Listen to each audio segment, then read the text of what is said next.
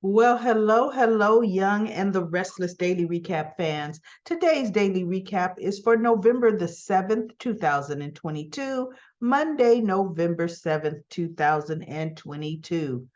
Now, Young and the Restless did not air at its normal time. We had to all wait until 2 a.m. the next morning for it to show, but I was able to catch that on Paramount.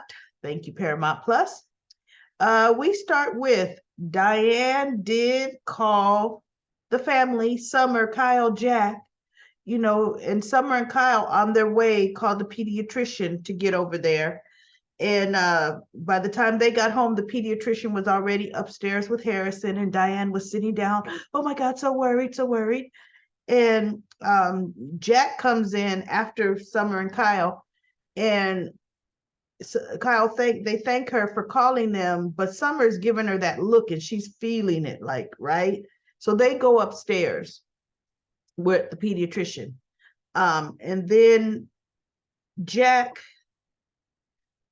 Jack comes in, or Jack may come a little bit later because Diane doesn't have a lot of time to try to talk to Jack. She always makes it about her. So they're back downstairs. Harrison is eating a little cool pop, and the doctor wants them to bring him to the hospital so she can run some tests to see where did this fever come from, to see could he have picked up something in Mexico, some type of parasite, some type of virus.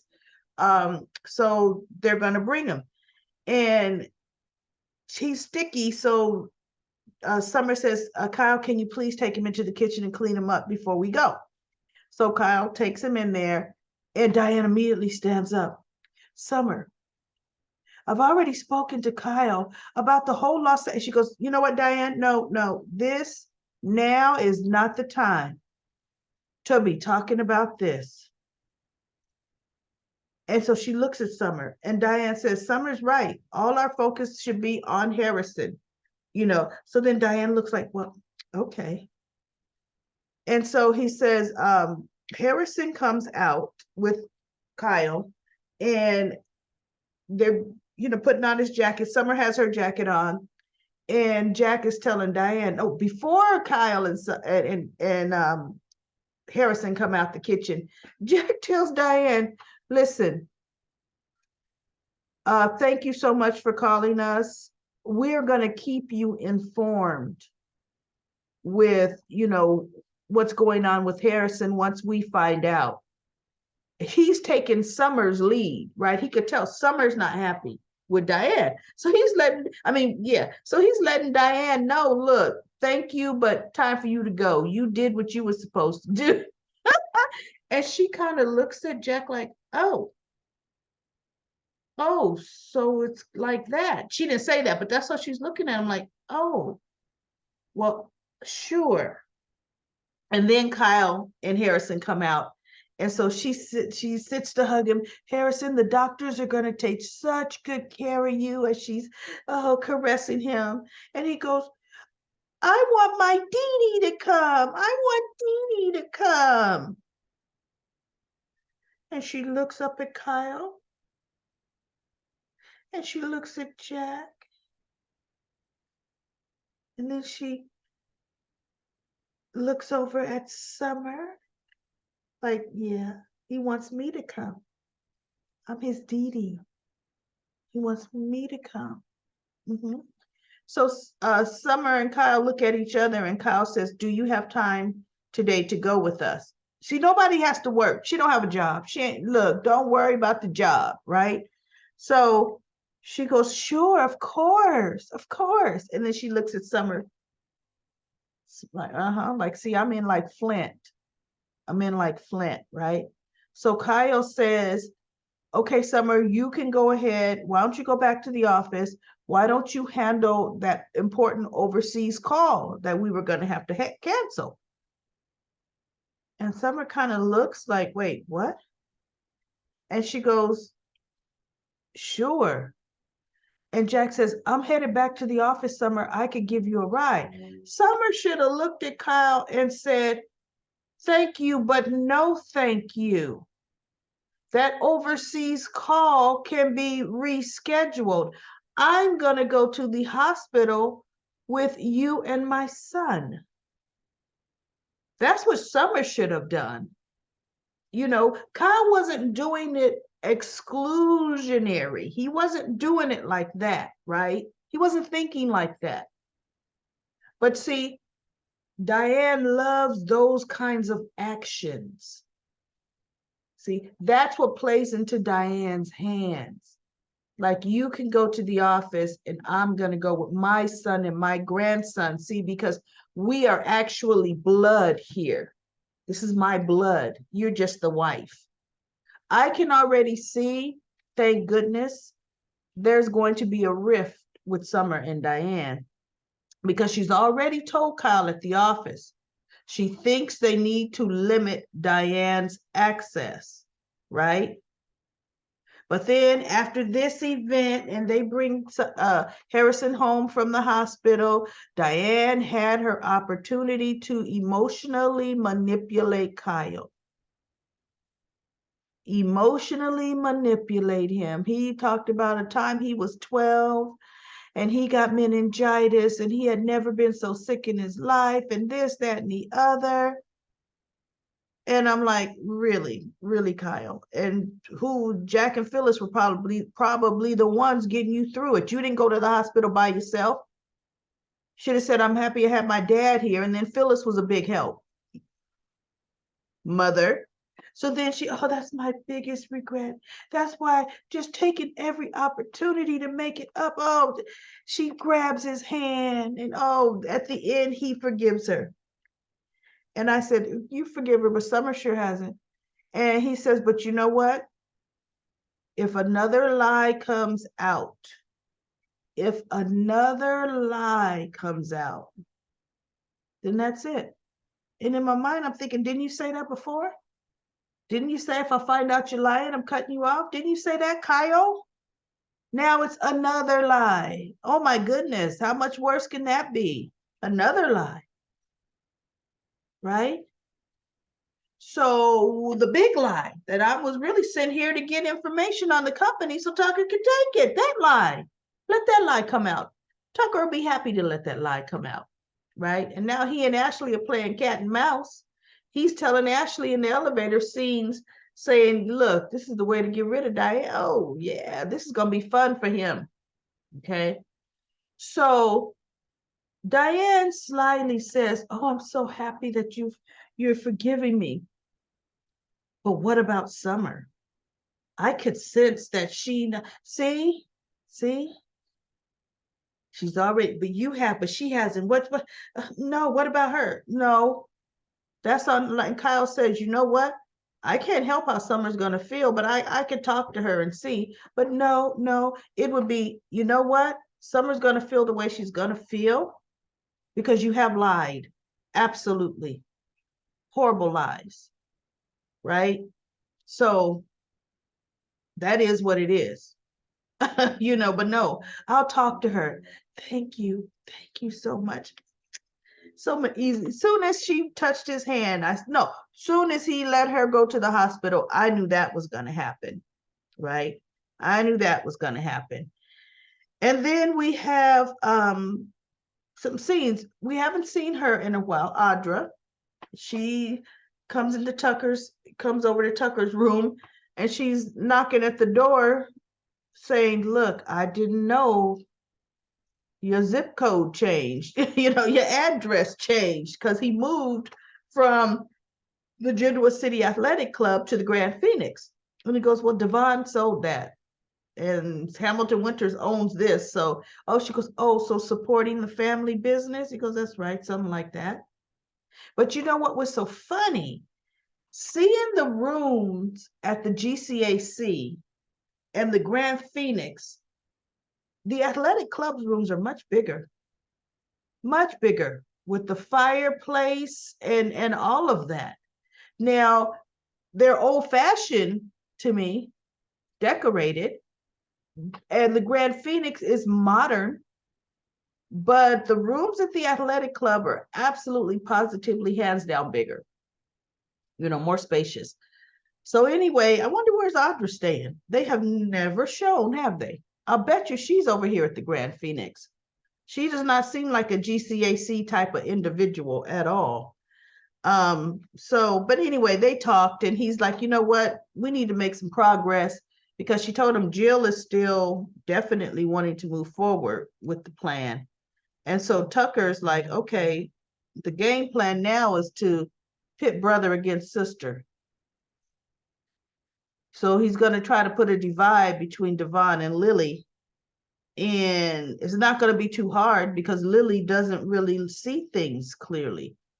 She doesn't where business is concerned. She listening to somebody she don't even know. Audra, don't trust nobody. And you're going to start listening to that, right? That's in the back of her head now. So Devon was agonizing over, is it true that he has a problem with anybody, like sharing control over he and Neil's business? My whole thing is no. Nate was his COO. He doesn't share control with the COO. The COO works for the CEO, right? Nate was new to this industry. He's a physician, a surgeon. He knows nothing about the business world. He did well at Ask MD, right? That podcast. But guess what? What field was the podcast in? The medical field, his expertise. He was phenomenal at the clinic, right? He didn't have a problem with Devon micromanaging every decision he made at the clinic. And Devon owned that clinic. He's the founder of it. Nate is the one that found the building and just showed it to Devon. Devon he did it all. But Devon doesn't want Nate to succeed, right? So then Devon was looking at all the ways Neil had mentored him throughout the years. And he's like, when Abby pops up with Dom, hey, I hear you were looking at me last night. We just came by to see, see what's up, how you doing? And so he was happy to see him and he was telling her about it. They had put Dom down in his little playpen, really just to get the kid off camera because you could tell he'd been crying a bit. And so he's talking and he's saying, I think there was some truth. There may have been some truth to what you said to me the other day. And you told me because I'm getting this upset, there could be something to it. And he says, and Abby, I've been listening and I've just been soul searching and thinking of all the ways Neil mentored me. And I never afforded Nate any of that mentoring. And see, this is where a pure head or an impartial party, because Abby is not impartial. Abby's all about Abby. Nate did not want to be mentored at all. Neil mentored Devon, helped shape and mold Devon, yes, and did a lot of encouraging, but encouraging through mentorship. Period. Nate did not, he came in, I'm your equal. My ideas are at same level as all of yours up in here, okay? And I'm all that in a bag of chips. That was Nate. I could get on our lunch, even though all of you have said to be conservative and do this, this, and this, and you all are my bosses. And I could feel free to get up in front of everybody and do the opposite and make promises that they still have not been able to keep with the 50 podcasts. But my ideas aren't valued. The one that you broke out and was just insubordinate about, the company still hasn't been able to fill. Nate. And it's like Devon said, I know what is involved, even with the whole music festival thing. He goes, I know what it takes to get one of those off of the ground. Because what was Devon's business? Music. He was in the music industry, still is. But Nate, who never has been, nope, you're old thinking, you ain't thinking of nobody else. You should get, oh my goodness. So no, don't even start doubting yourself that way. You and Nate's problem to its core was not you not sharing. It is in part, Devon may not still think so, but it was the way Nate slept with Elena. And with Nate out and out said it's because of his hand. He still got a problem with his hand. That's where all their problems came from. They should never have been working together. They had too much bad family history between them. Had he been a stranger would not have been allowed to do what Nate did as far as just not following the plan or the script. Wouldn't have. So, then Abby kind of says, no, not yes, you're right or wrong, or, just think about it. There's nothing wrong with you wanted to protect Neil's legacy. There's, whatever. So then Devon, a little Dominic wakes up and Devon's talking to him, talking about how fortunate he is to have Abby as his mother. She's all, and he goes, we're always going to be here for you, little man, and this, that, and the other. And look at the way Abby's looking up at Devon.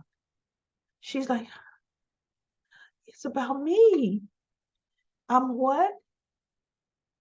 Tell me more. Yeah, that is me. Mm-hmm. Right? So then when we get back to Abby and Devon, little Dominic is up in the crib upstairs sleep. And I'm thinking, well, why didn't you put him back down in the playpen? Although he just woke up, how many naps does this kid make? I mean, need in a day, in an hour period, even, right? So now it's funny. Abby was not down or anything when she got there, even helped talking to Devon. But after she got her ego stroked by listening to him, now all of a sudden he come down the stairs and she's sitting on the couch.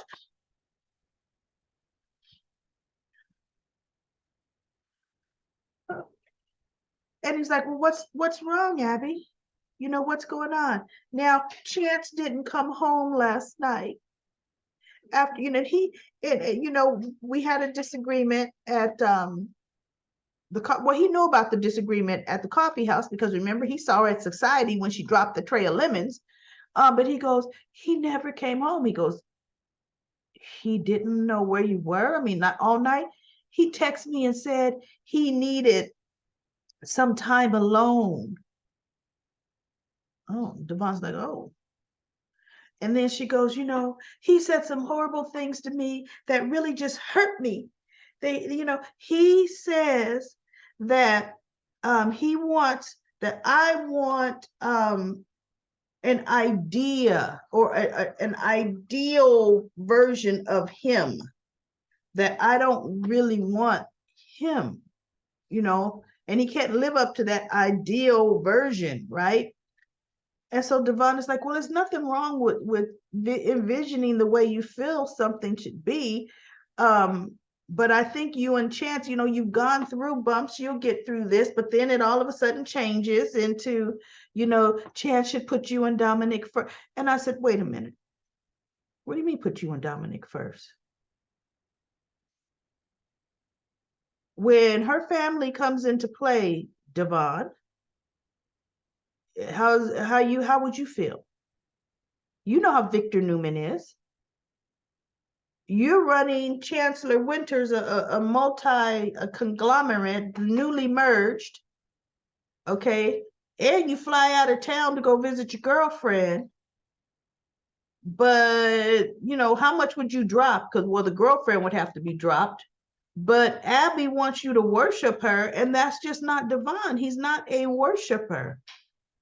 Abby has crisis at the restaurant. She has to work long hours, and she expects you to understand that, right? But she doesn't understand if you aren't worshiping the ground she walks on. So needless to say, that's when I said, oh, what is happening here? That kiss, I didn't even feel like showing it again. Oh yeah, they really kissed out the blue. And because that kiss came out the blue, guess who walks off the elevator? There she is. There she is. Amanda is back. But really, what we need, in my opinion, everybody, is not Amanda being back. We need Hillary back. Because Hillary was a little tornado, and Hillary would mop the floor up with Abby. Now, I honestly do not believe she's going to walk in there and see them kissing. Because, for one, she's got to unlock the door. Period. She's not going to sneak in. You know, she's got to unlock the door, and that's going to separate them. But see, what's going to happen is that kiss, because now she's back. The focus of Devon's attention, you know what Abby's going to be doing? But I want us, me, you, and Dom to be a family. It'll be, Abby will be, look, should we talk about the kiss? Amanda could barely probably go in the kitchen. And should we talk about that kiss? And he'd be like, shh, you know? So she could take her kid and he's walking them to the door. She's out in the hallway. Amanda's inside the house. Lily would be like, I mean, not Lily, Abby would be like, can we talk later about the kiss? Abby is going to, for sure, if Amanda don't walk in on it, Abby's going to make it known. Abby's going to make it known. Okay, because that's Abby. That's what Abby is going to do. So I'm happy that Amanda's back, but she may be back just long enough for the storyline with Abby and Devon, you know, Chance and Abby's marriage falling apart, Abby and Devon, you know, the catalyst of them getting together. And then that could be where, you know, that'll be the exit for Amanda off of The Young and the Restless, if in fact they are writing her off. If they do not write her off, they're going to have to do much better with her storyline. Seriously. They're going to have to make her interesting. They're going to have to do, you know, we need something good. Hillary was at least interesting. Amanda never has been. It's been one crisis, one life crisis after another with her. And now it's time to just get to some real good stuff. Let's be the kind of woman that Devon doesn't want to go away. Okay, let's do that for a change. Now let's go to comment corner. My goodness, all my children got some comments. Yes, your comments on all my children over the weekend here were rivaling my General Hospital comments. Okay, so I'm going to breeze right through them. Patricia says, let me see. Patricia says, Devon and Abby together, what else is new? This is expected since the baby was conceived. And since the actress who played Abby wanted to be paired with Devon. It would be interesting. So Chance and Sharon or Chance and Chelsea could be paired up. I don't think they'll keep Chance. They don't need Chance's character on the show. But it looks like it'll be Billy with Chelsea. Adam and Sally will probably get back together again. Then she's going to find out she's pregnant, and we're not going to know whose baby it is. And he'll be back with, who's he? Maybe Nick, Phyllis, or Sharon. Must be talking about Nick, because he goes between those two. Nate and Victoria are interesting unless Tucker plays for Victoria to get her company. They're not going to do a whole nother Ashland Locke with Victoria. Robin says, Amanda is back and Devon is kissing Abby. Cannot wait till Monday. Will Amanda catch them at the homecoming? I don't think so. I think they'll drag that out. And I think Devon will end up telling her because Abby will just be making too much trouble. Robin says Jack needs to stop treating Phyllis so harsh. I do not trust Diane, and brace yourself for more to come on Dee Dee. You're right about that, Robin. Juanita says Nick is just a rich playboy. Nick. Libby says my first thought was something would be wrong with Harrison, and that would lead to finding out that he's not Kyle's son. That could be. Diane could be a bone marrow match without being a relative. A friend of mine had her whole bone marrow replaced to treat a rare cancer, and it came from a man she didn't even know, IUC, and then it says her DNA identity is now completely changed. Thank you for the fun recap. That Abby kiss came out of the blue. Yes, it did. Like the Sally Nick hookup. Love yours. What happened there? Oh no, look. Yeah. Nancy said, how quick Jack has forgotten how Phyllis stood by him when he found out about chemo and finding his granddaughter, as well as so much more. It wasn't until Diane came to town and started setting up Phyllis, yep, to make her look like the bad and jealous in Jack's eyes. Diane goaded Phyllis every time she could. And then Nancy, you did a great recap on what was happening. I love it. I love it. Everybody, can you go on and read Nancy's recap? I'm not going to read the entire thing, but you hit so many phenomenal points there, Nancy. So thank you so much for that comment. LaShanta says, Jack's a whole fool. Phyllis needs to let him feel it. The way he talked to Phyllis was horrible. When we gonna get Red back? Summer finally wakes up. Now Kyle and Summer will have problems. Yes. Tara Locke needs to come back for her son. I'm sick of them. Nick plays too much. That is so true. And Nancy says to that comment, the way Jack has been talking to Phyllis since Diane's return is despicable. One day soon, I believe he will live to regret how he treated her. Personally, I think the next time he starts in on her, she should throw a drink in his face and punch him in the mouth. Woo, that would be good.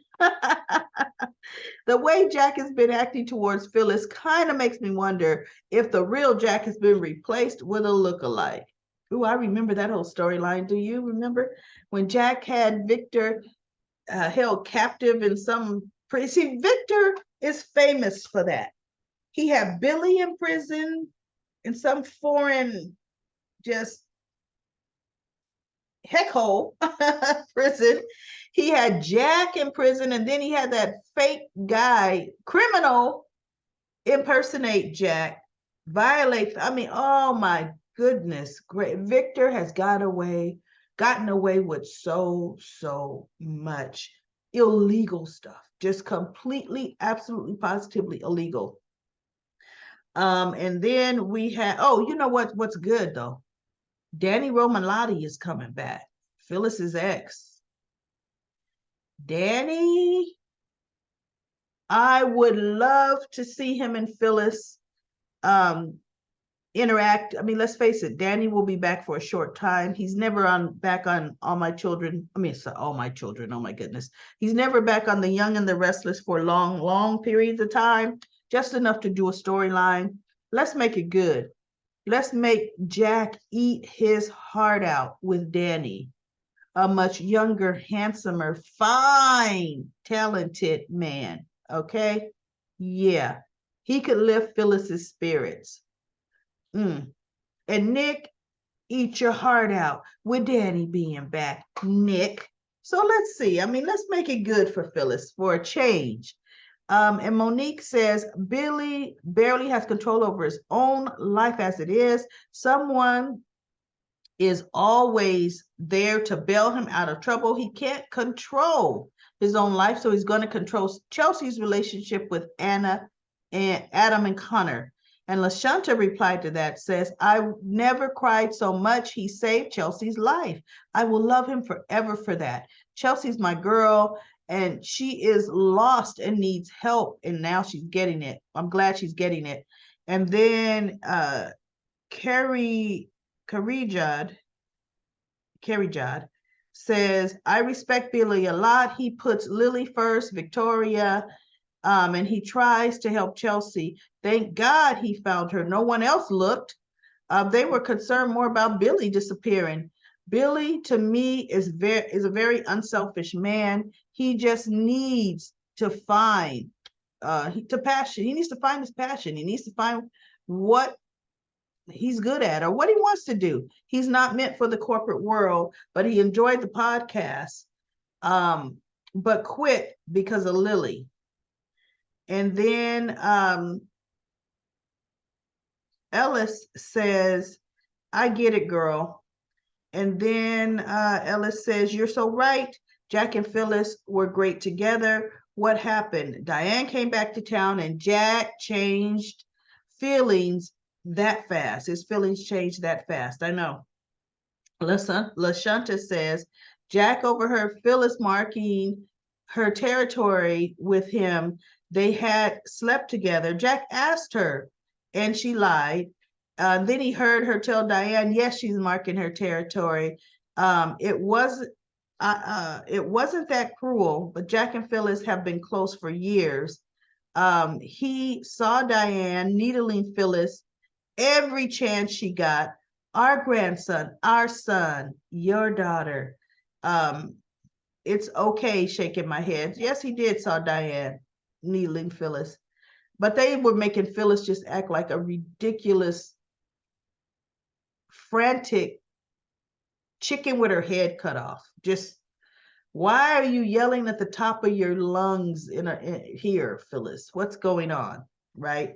LaShanta says, Jack needs to suffer. I want Red back. No nonsense, Phyllis. Jack saw Diane constantly pushing her buttons, and he said nothing. That's Jack. Jack says nothing, except guess what? He sure says a lot of something to Phyllis, doesn't he, everybody? So that's why I said, bring back Danny. Danny Romalotti, let him at least be a best friend to Phyllis, a friend that Nick is incapable of being. And Nick and Phyllis they've been friends for years too, but Nick just, everything's a joke to him and he can't seem to care enough. So anyway, everybody, I will be back with another daily recap, the daily recap for November the 8th, Tuesday, November the 8th. I'll be back with another recap.